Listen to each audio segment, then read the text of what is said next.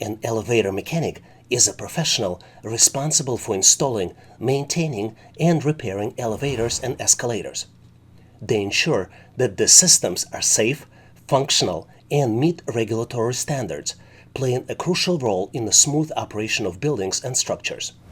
During the hiring process, employers assess candidates for their technical knowledge, electrical skills, and mechanical skills, all of which are vital for the elevator mechanic role. These assessments involve written tests, practical demonstrations, and problem-solving scenarios related to elevators and escalators. Candidates are evaluated on the understanding of electrical circuit, control systems, and mechanical components specific to elevators.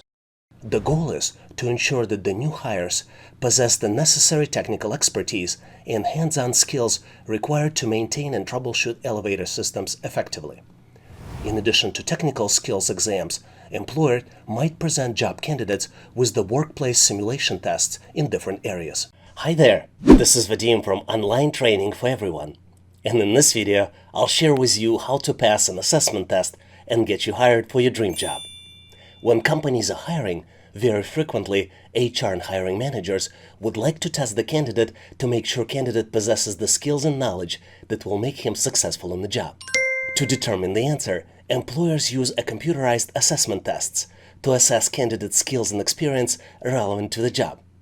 Assessment tests are also helpful to determine candidates' potential and make sure a new hire makes the right decisions on the job. In this video, you will have everything you need to get prepared for an assessment test.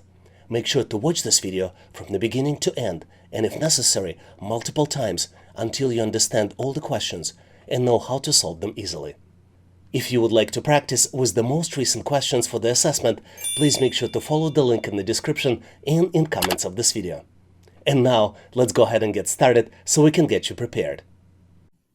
Here's an amazing question which tests your knowledge of objects, their properties, and the way they move from the top of the hill down to the ground. You're presented with 3 different objects, and you need to determine which object will reach ground first when pushed to slide from the top of the hill.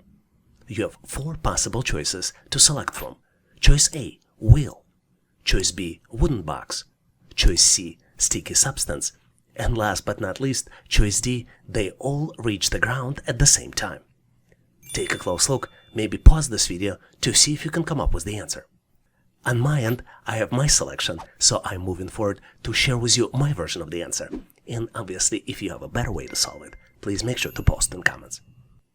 To determine the answer, let's look at each object individually. This will help us decide all the considerations related to their sliding from the top of the hill down to the ground. Let's start with the cube. Cube's shape may cause it to experience higher levels of friction against the slide, slowing its descent.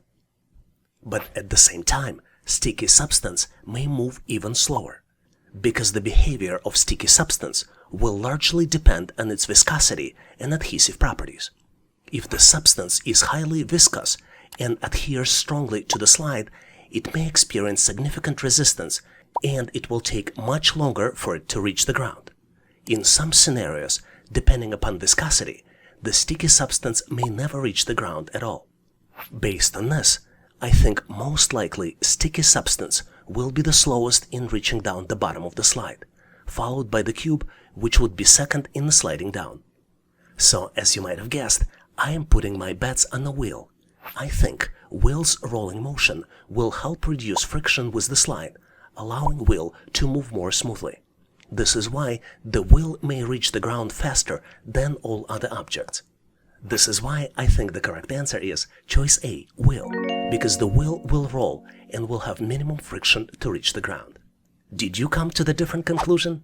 If yes, please make sure to post your answer, solution, and rationale in comments so we can all learn. Here's an amazing question to see how well you know the tools. You're presented with 5 tools, and you need to match the tool with the task performed. Choice 1, tool is used for making curved cuts in various materials. Choice 2 is used to loosen or tighten plumbing pipes. Choice 3, used to apply sparkle or correction putty. Choice 4 is used to apply lubrication to gears and machinery. And last but not least, choice 5 is used for cutting down trees, trimming branches, and processing woods. And you need to match this description with choices A, B, C, D, and E. Take a close look to see if you can come up with the answer. Are you ready? I think I'm ready on my end, so I'm moving forward to share with you my version of the answer. And obviously, if you have a better way to solve it, please make sure to post in comments. Let's start with the choice 1. I believe the description for choice 1 is a jigsaw. Jigsaw is a handheld power tool equipped with the reciprocating blade used for making intricate curved cuts in the materials such as wood, metal, or plastic. And description 1 matches image B. I think choice 2 matches the pipe wrench. And a pipe wrench is a specialized hand tool used for gripping and turning plumbing pipes to tighten or loosen them during installation or repair. As you might have guessed, description 2 matches the image E. I think description 3 matches putty knife. And the putty knife is a flat, flexible tool, often with a metal blade used for applying and smoothing substances like spackle, correction putty, or paint on surfaces. And description 3 matches choice C. I think choice 4 is a grease gun. A grease gun is a handheld device designed for applying lubricating grease to machinery, gears, or bearings to reduce friction or maintain proper functioning. And last but not least, description 5 resembles a chainsaw.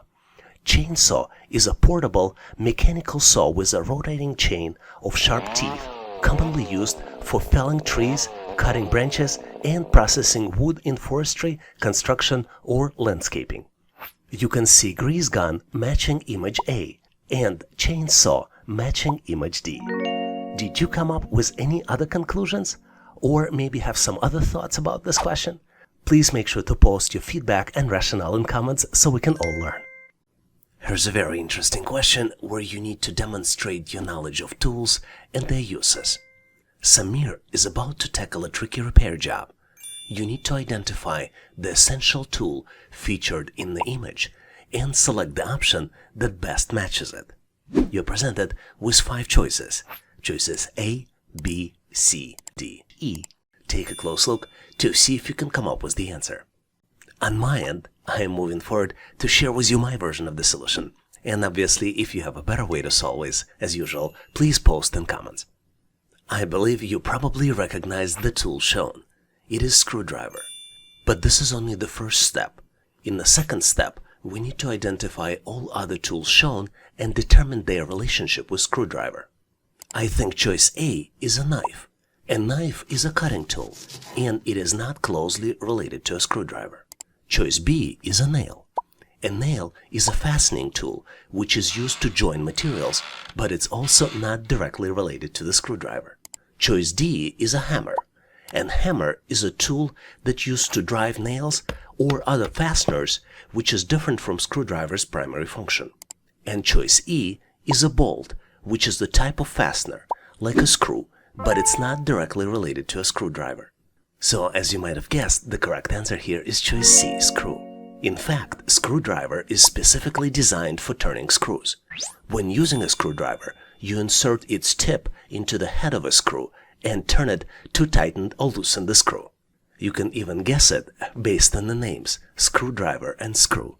This relationship between the screwdriver and the screw makes choice C the most closely related tool or object to the screwdriver in the given options. Was your answer different? Or maybe you had other considerations? If you did, please make sure to post them in comments so we can all learn. I think this question is not just about engineering, but also about your critical thinking and analytical skills. If you use the same bow to shoot arrows at angles of 45 degrees, 0 degrees, and 60 degrees, which angle will make the arrow travel the farthest? You have 4 possible choices. Choice A, 45 degrees. Choice B, 0 degrees. Choice C, 60 degrees. And last but not least, choice D, neither one. Take a close look to see if you can come up with the answer. On my end, I am moving forward to share with you my version of the analysis and answer. And obviously, if you have a better way to solve it, please make sure to post in comments. Let's start by looking at the scenario where we shoot the arrow at 0 degrees, which ultimately means horizontal shot. When you shoot it at 0 degrees, it means you're firing it horizontally, parallel to the ground. In this case, the arrow initial velocity is responsible for its horizontal distance because there is no vertical component in its motion. What's interesting here is that the arrow will cover some horizontal distance, but it won't travel very far because gravity starts acting on it immediately, pulling it downward. Now let's compare it to shooting an arrow at a 60-degree angle. This means we are launching it at a steeper angle upward compared with even 45-degree angle. What's interesting in this case is that while it still have a horizontal component, more of its initial velocity is directed upward. As a result, the arrow will reach a greater height but cover less horizontal distance before it hits the ground. Which brings us to the 45-degree angle solution. If you want to make sure your arrow reach farthest horizontal distance, you should shoot it at a 45-degree angle.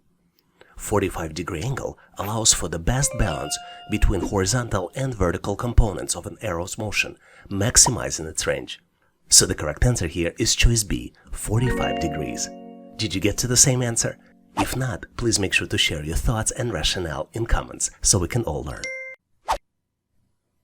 I love this question because it tests your spatial reasoning, and if you try to solve it on your own, it boosts your IQ and intelligence. You're presented with unusually looking shape, which have some measurements, and you need to calculate the perimeter of the given shape and select it out of 4 possible choices. Choice A, 6 feet, choice B, 10 feet, choice C, 12 feet, and last but not least, choice D, 14 feet. Take a close look to see if you can calculate the answer. I am pretty sure if you're a subscriber to this channel and practice these types of problems regularly, you'll do it easily. On my end, I am moving forward to share with you my version of the answer. And obviously, if you have a better solution, please make sure to post your answer and solution in comments. As you might be well aware, to calculate the perimeter, you need to add up the length of all the sides. In our object, we're presented with the steps that have measurements. And this object also has a solid sides at the bottom and on the left. So first, let's calculate the perimeter of the steps. The top sides are all 1 feet, and the heights of every step is also 1 feet.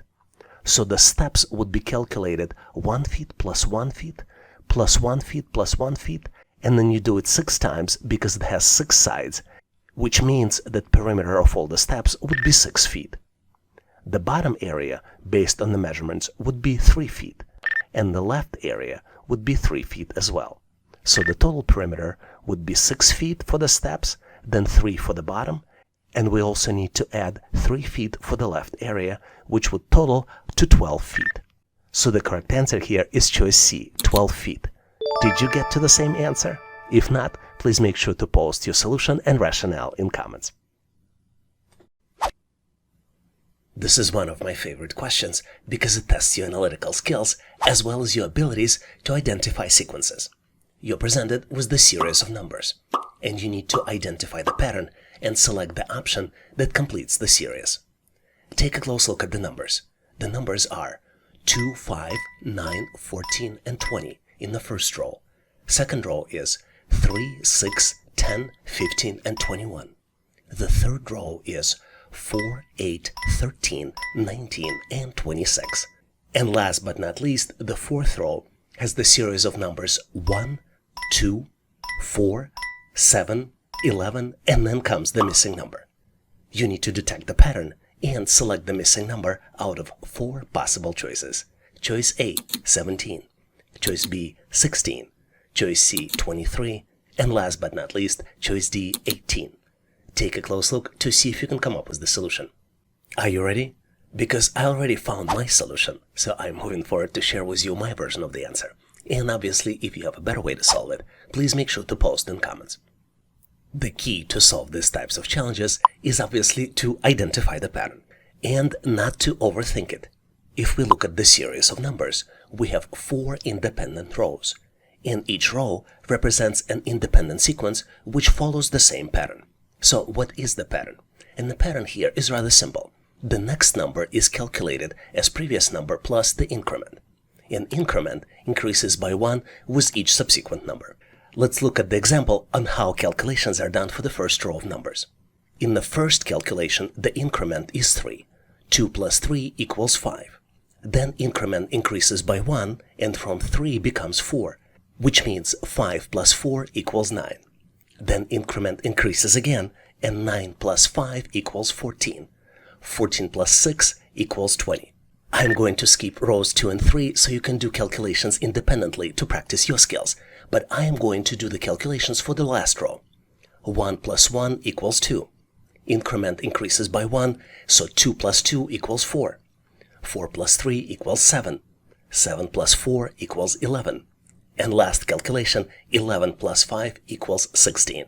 So the correct answer here is choice A, 16. Did you get to the same answer? If not, maybe you have a better way to solve it, so please make sure to post in comments so we can all learn. Here's the tricky question, but not for you, as I have full confidence that you will be able to solve it. You need to rearrange the words to form a coherent sentence, and then determine the last word of this sentence. The words are bush, brown, the, jumps, over, fox, quick, the. Take a close look to see if you can come up with the answer. Do you have your answer ready? Because I'm moving forward to share with you my version of the solution. And obviously, if you have a better way to solve it, please make sure to post in comments. Let me share with you a secret. I'm going to share with you how you can solve this challenge in 3 simple steps. The steps are: identify the subject and verb, build the sentence, and then verify the last word. Let's go step by step to solve this challenge so you will see an example. The first step here is to identify the subject and verb. You need to look closely at the subject, who and what in the sentence is all about, and verbs, actions or states of being. In this particular case, fox jumps is the subject-verb combination that suggests a potential starting point for the sentence. Second step is to build the sentence. You do it by placing the subject and verb in the appropriate order and then arranging the remaining words to create a logical and grammatically correct sentence. The sentence here is, the quick brown fox jumps over the bush. Then in step 3, you verify the last word. Pay attention to the last word of the sentence. In our case, the word bush is the last word of coherent sentence, and this is the choice A. Let's recap. The complete sentence is, the quick brown fox jumps over the bush. And the last word in this sentence is choice A, bush. Did you get to the same solution? If not, please make sure to post your answer and rationale in comments. What's interesting about the question I'm about to present you is that it truly tests your analytical skills. You need to determine which number comes next in the sequence, and you're presented with the sequence of 6 numbers where 7th number is missing. The sequence is 23, 11, 20, 12, 18, 14, and then comes the missing number, which you need to select out of 4 possible choices. Choice A, 17. Choice B, 16. Choice C, 22. And last but not least, choice D, 20. Take a close look, maybe do mental math calculations to see if you can come up with the answer. Seems unsolvable, isn't it? But be sure that the answer will look so simple as soon as I reveal it, just like in the magic trick. Maybe give yourself additional 15 to 20 seconds to see if you can come up with the answer. Are you ready? Because on my end, I'm moving forward to share with you my version of the answer. And obviously, if you have a better way to solve it, please make sure to post in comments. If you are a frequent visitor or a subscriber to this channel, you know the rule. And rule is to find the pattern. But in this particular question, there are 2 independent patterns. Let's look closely so I can share them with you.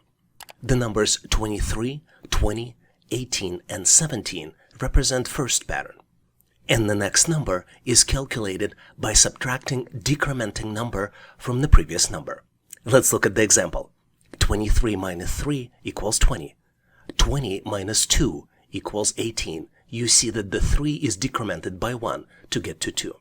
The next number is calculated as 18 minus 1, which is decrement from 2, equals 17. The even numbers, 11, 12, 14, and then the missing number, are calculated using the different pattern. In fact, the opposite pattern, where instead of decrement, we use increment. Let's look at the examples.